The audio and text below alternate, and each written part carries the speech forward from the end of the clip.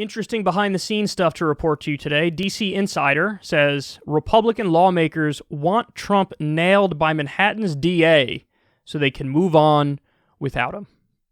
So this is a former Department of Homeland Security official under Trump saying this.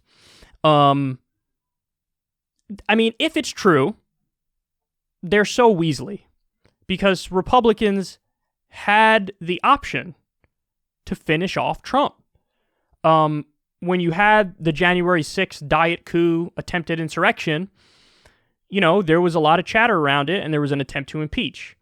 Now, listen, impeachment, they were never going to get the numbers for impeachment. They weren't anywhere close to it.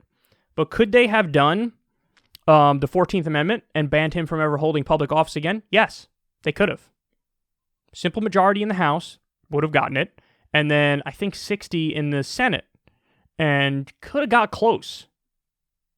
Maybe you would have fallen 1 or 2 votes short, but maybe you could have made it happen, man. It was possible. It was possible to end his future prospects for office. They didn't do it. They chose not to do it. Even Mitch McConnell.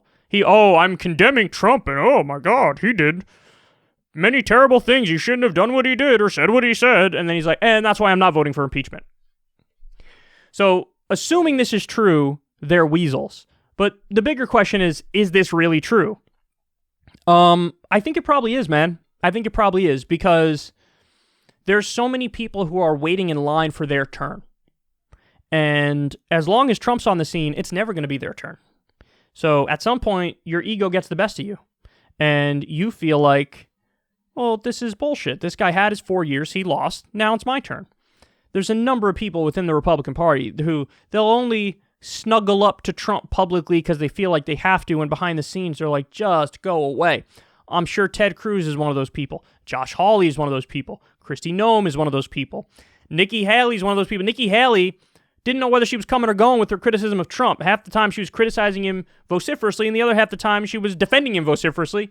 They don't know, none of them know what they're doing because all they care about is their future prospects, and they want to be president, and so they're trying to say whatever they have to say and do whatever they have to do in order to get to that position. So is it true that Republican lawmakers want Trump to go down in some lawsuits? I think the answer is probably yes, and we do have a Department of Homeland Security insider official telling us that's exactly what they want. Now, interesting update on the case. I mean, there's a number of cases. There's some, in D.C., some in New York. Apparently, there's been about 7 interviews with Michael Cohen, who's, was one of Trump's top guys. And I think they're trying to get Trump's money man to flip on him. Now, will that happen? I don't know. I think his name is Alan Weisselberger or something like that. But apparently, I saw some headlines talking about if Weisselberger, whatever his name is, if he feels like his son is going to go down and they threaten a lawsuit against the son and the son might get jail time, that he'll flip on Trump to protect his son. I don't know. This might be speculation. It might be word of mouth, playing telephone on bad information. I don't know.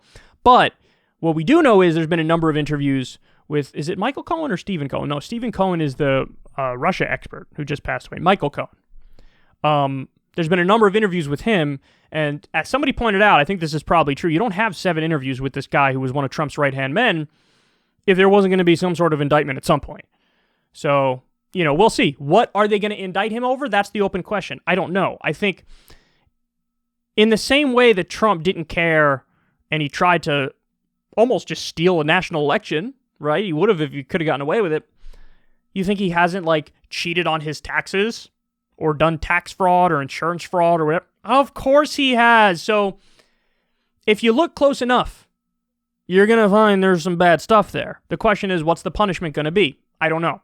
Because usually, these white-collar criminals get away with stuff a lot more than average Joes and Janes do because they're politically connected. He was literally a former president. I don't know. But the case is likely heating up based on the number of interviews with Cohen. So we'll see, but the reality show never seems to end with this man, huh?